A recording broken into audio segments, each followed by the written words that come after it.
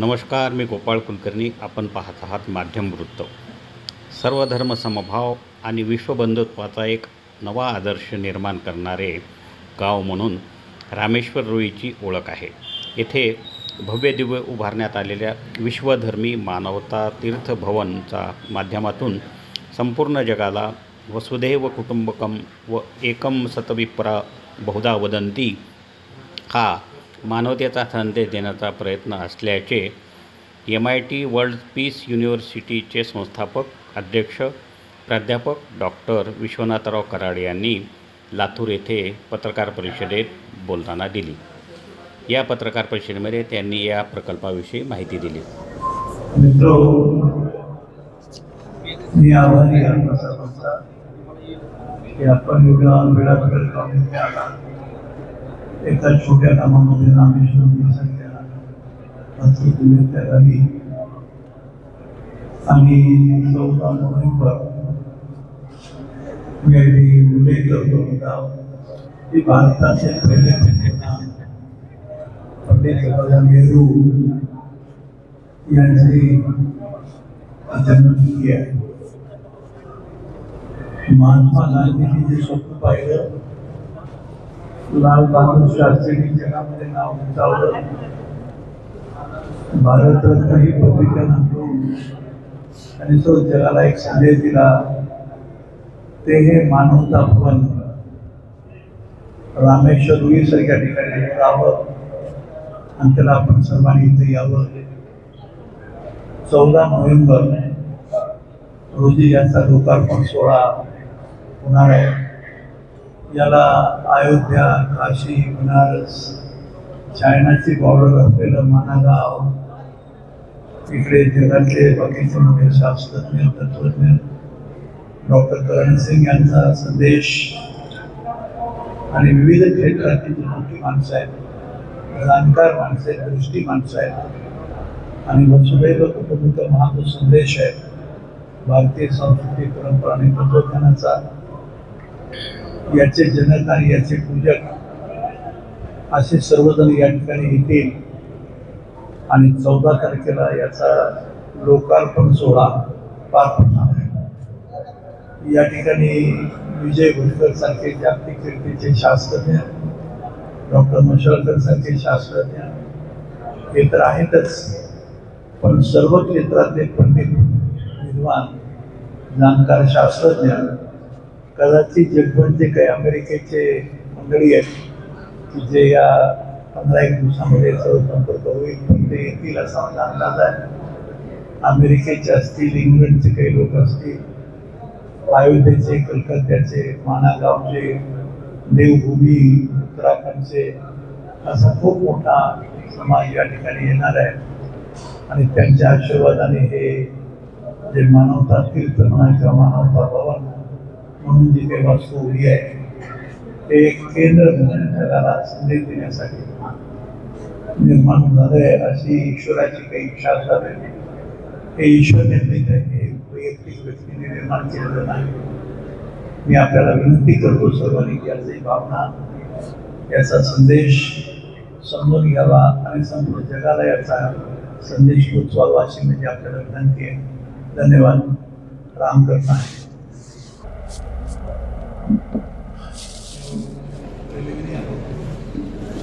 आणि आल्यानंतर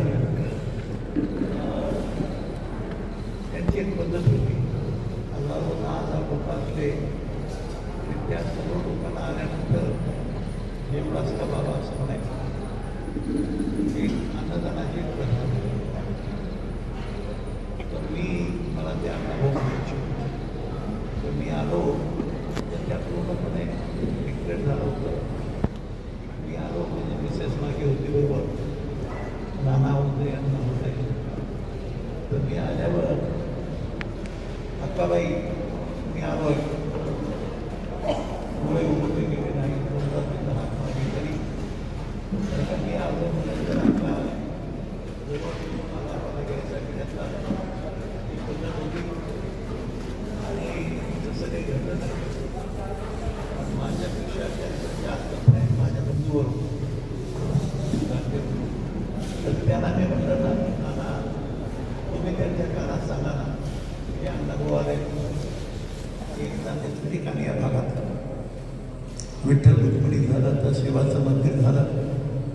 पण हे का सांगतो तुम्हाला की तुम्हाला माहिती असावी तुम्ही कुठे आलाय आणि हे काय प्रकरण आहे. सगळ्यात एवढं मोठा हवा असतो आकाशाला भेटणारा असं कसं काय आणि काय उद्देश काय मोठेपण आहे का, श्रीमंतीचं प्रदर्शन आहे का. तर सध्याच्याला तुम्हाला सांगायला हरकत नाही की संपूर्ण जग एक कोरोना व्हायरसनी ग्रासलेलं होतं. त्या दिवसात पंतप्रधान, अध्यक्ष, जगातले सर्व, चायनापासून, रशियापासून, अमेरिकेच्या ट्रम्पपासून, भारताचे मोदी असतील, आपण कोणी सर्व असो, आपण सगळेजण दार बंद करून आत बसलो होतो 2 वर्ष दिवस. त्याला करोना असं म्हणतात.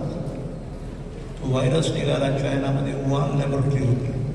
त्या वुहान लॅबोरेटरीमध्ये त्याचा जन्म झाला, पण तो मूळ मनुष्य इंग्लंडचा आहे आणि तो चायनाला गेला. त्या वुहान लॅबोरेटरीमध्ये त्याचा तो जो करोना व्हायरस किंवा बाहेर पडला.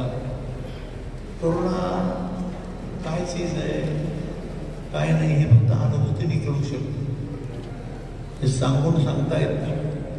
अणुरेणू थोपडा तुका आकाशा एवढा. तुकाराम महाराजांनी हा शब्द उच्चारला की अणुरेणू थोपडा म्हणजे लहानात लहान लहानात लहान लहानात लहान कण, पण कसा आकाशाला वस्ती घालणारा तो लहानात लहान कण, त्याला वुहान किंवा ते कोरोना व्हायरस असं म्हटलं गेलं. आणि 2 वर्ष दिवस मला अजून आठवतं की मी काहीतरी लेख लिहित होतो काहीतरी, आणि त्यावेळेला जगातले पंतप्रधान सर्व आठवले होते आणि त्याच्यानंतर लिखाण बंद झालं. 1.5-2 वर्ष कोरोनाने अमेरिकेत जास्तीत जास्त माणसं मेली, हे माहीत असावं तुम्हाला. चायनामध्ये सुद्धा नाही मेली, अमेरिकेमध्ये मेली. धारावीच्या झोपडपट्टीत नाही मेले, अमेरिकेत मेले, इटालीमध्ये मेले. तुम्ही माहिती, तुम्ही जास्त जाणकार आहात माझ्यापेक्षा, पण हे आपल्याला माहीत असावं. आणि याच्या मागची कोणती ती विद्रूप अशी शक्ती आहे की ज्याचा असा परिणाम झाला आणि सध्याच्या जगामध्ये काय चालू आहे हे तुम्हाला माहीत नाही. की अफगाणिस्तान असेल किंवा ते गाझा असेल पट्टी, अमेरिका असेल, रशिया असेल, युक्रेन असेल, भारत असेल, पाकिस्तान असेल, हे सगळेजण सध्याच्याला ज्या पद्धतीने लढतायत एकमेकाशी, कारण आहे का नाही माहीत नाही. कशा करता काय मिळवायचं आहे.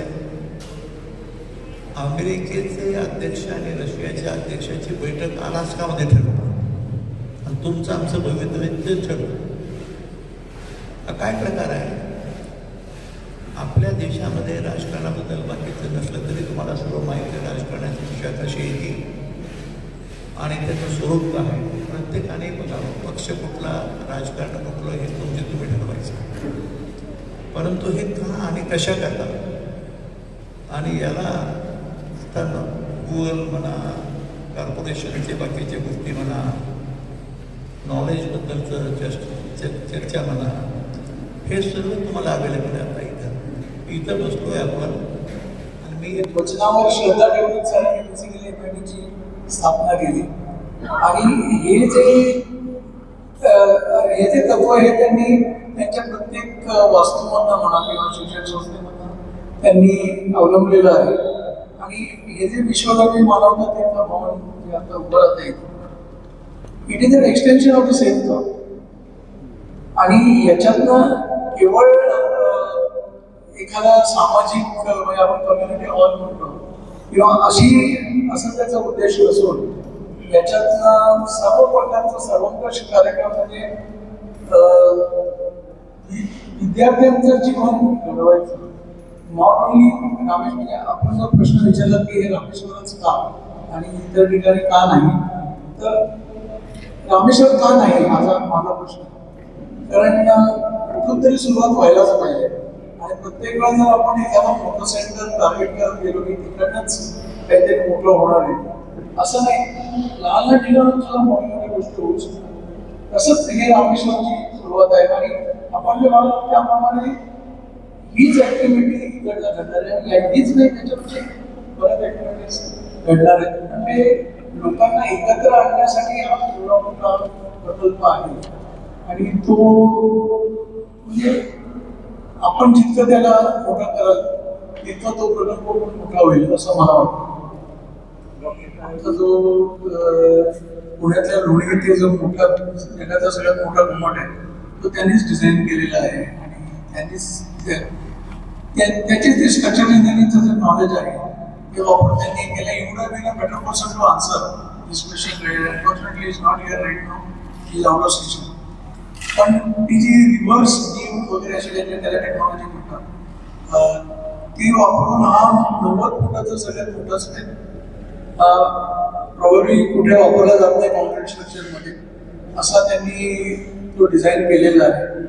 आणि याचं उत्तर मी तुम्हाला निश्चित त्यांच्याकडे जास्त डिटेलमध्ये देईल किंवा सर म्हणजे जायचं. धन्यवाद सर. जो प्रश्न विचारला दाते जे बोलले आम्हाला विद्यार्थी विषय नावाची व्यक्ती उद्या येईल इथे, पण याचं मूळ कल्पना आणि डिझाईन जे असतं ते साकार पावतात आणि ते सांगितल्यानंतर त्याला इतके भार इतके कर त्याला एकच भार असे घातलेले आहेत याचं डिझाईन मुळात कल्पना साकार होईल. रूप जो आहे त्याला बाकी माझे विद्यार्थी कन्स्ट्रक्शनला सुद्धा बिल्डर नाही, त्याला बिल्डर नाही, कॉन्ट्रॅक्टर नाही, पण ते 72 बीम्स आहेत त्याच्यामध्ये आतमध्ये करण्यात पाहिजे. तो जगातला सर्वात मोठा मानवाच्या इतिहासातला सर्वात मोठा डोम त्याला संत ज्ञानेश्वर गुरुपीर डोम असं म्हणतात. तर हे सर्व घटना ज्या घडत असतात याच्यामध्ये आता एक सुद्धा जे झालं आहे ते पाहण्यासारखा विषय असतो, पण हे साकार होतो. साकार झाल्यानंतर म्हणजे 10 बार घालायचे का 12 बार घालायचे, 20 MM चे घालायचे का 15 MM चे घालायचे का 18 MM चे घालायचे आपण किरकोळ गोष्टी माझ्या दृष्टीने. पण असे काही माणसं या ठिकाणी शेती तर याचं काही कारण नाही याचं.